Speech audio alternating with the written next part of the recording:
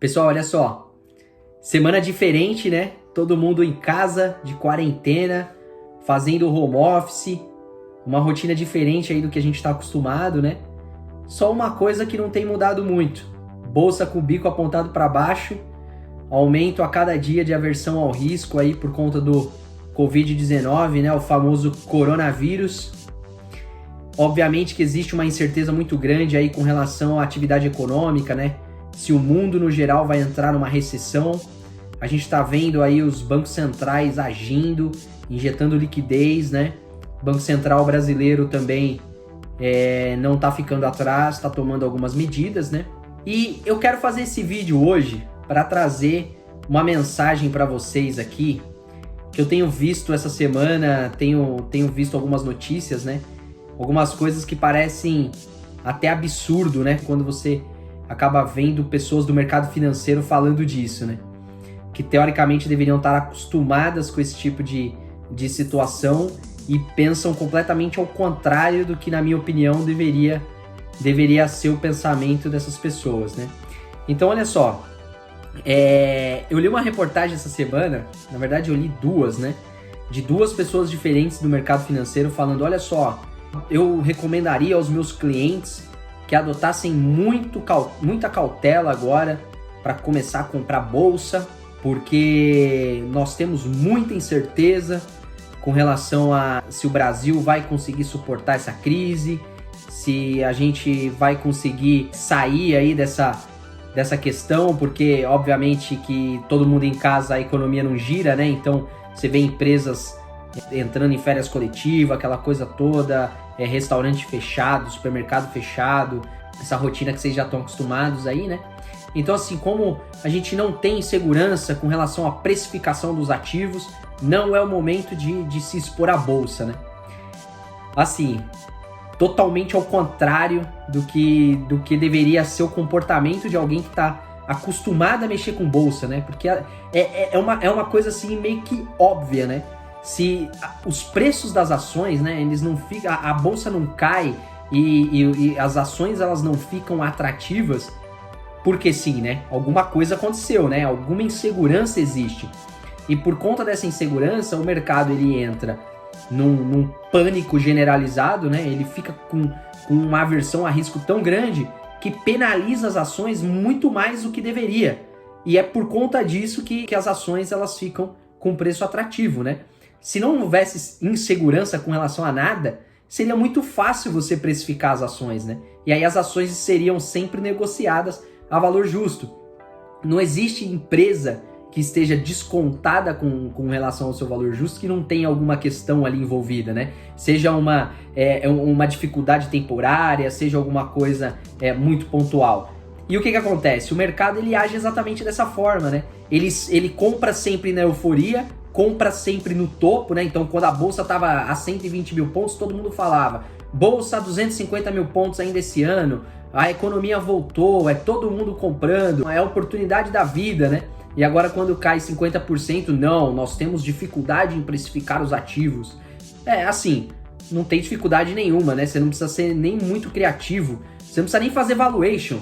Tá tudo tão barato que você não precisa nem fazer conta, cara. É muito claro, né? Então, assim, você olha... Vou dar um exemplo aqui pra vocês, né? Empresa de energia elétrica. Cara, energia elétrica é o setor talvez mais perene da bolsa.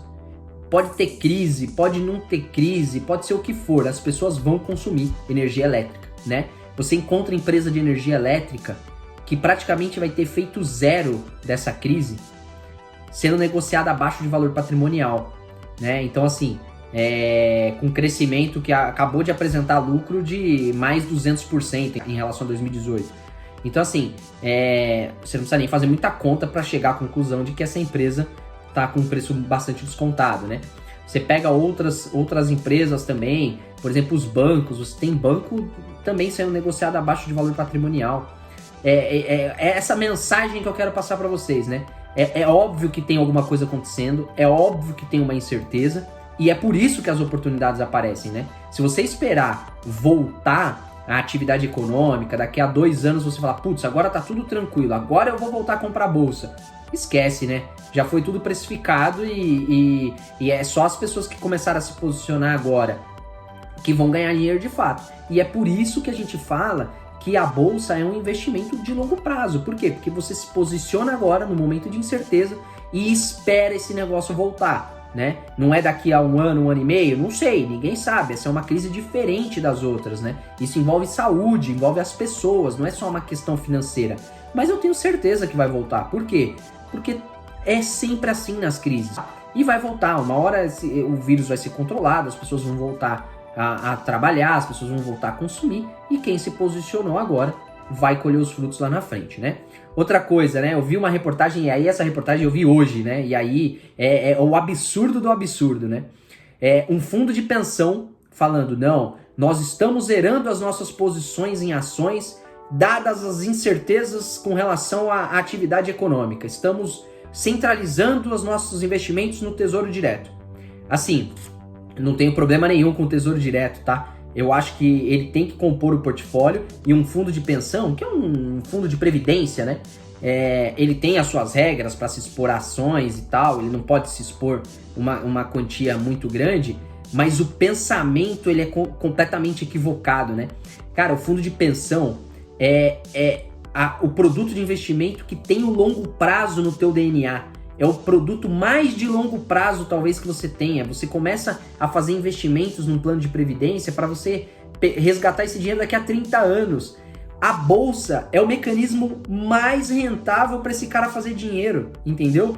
E como que o cara com uma incerteza de 1 ano e meio, 2 anos, ele vai tomar a decisão dele para um horizonte de investimento de 30? Então, assim, é um pensamento completamente equivocado, né? E aí, a conclusão que eu tiro é justamente por isso, né?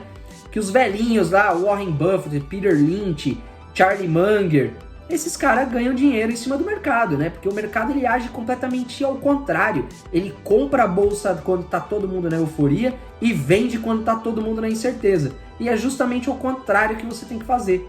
Então, assim... eu reforço aqui o que eu tô dizendo, o que eu coloco, né? É muita oportunidade. Talvez seja a oportunidade da década na Bolsa de Valores. Eu não sei se daqui a 1 ano, 2 anos vai ter outra crise, vai ter outro vírus, eu não sei. Mas assim, se a gente pega o histórico, é a oportunidade da década. Não tem o que fazer, né? E aí o que você vai fazer, né? Você vai olhar para os fundamentos daquelas empresas, né? Então você consegue entender que aquilo está descontado mesmo com as incertezas, porque você vê uma empresa que performa, você vê uma empresa que já está entregando resultado, que tem resultado recorrente, que tem um balanço sólido, que não tem problema de liquidez. Então, assim, você vai centralizar os seus investimentos nessas empresas. Obviamente que você pode fazer uma aposta aqui ou outra, talvez numa empresa que esteja passando por uma dificuldade fora do normal, por exemplo, uma CVC da vida ou uma IRBR. Pode ser uma parcela pequenininha do patrimônio, mas assim, você vai centralizar os seus aportes naquilo que dá certo, que você já conhece e que tá muito barato, entendeu? Você percebe que o mercado tá totalmente fora de controle, né? Cai 20% num dia, sobe 20% no outro. Não faz o menor sentido isso. Por isso que a gente sempre se mantém voltado para o mundo real, a gente se mantém voltado para as empresas e a gente tenta entender se aquela empresa vai ser muito afetada ou não com essa crise. Obviamente que varejista que tá fechando as lojas vai ser mais afetado, mas cara, isso daí daqui a pouco volta, entendeu? Quem tá se posicionando agora para daqui, pensando no horizonte daqui 1 ano e meio, 2 anos, 2 anos e meio, vai colher os frutos, não tem como. Então é essa mensagem que eu queria passar para vocês.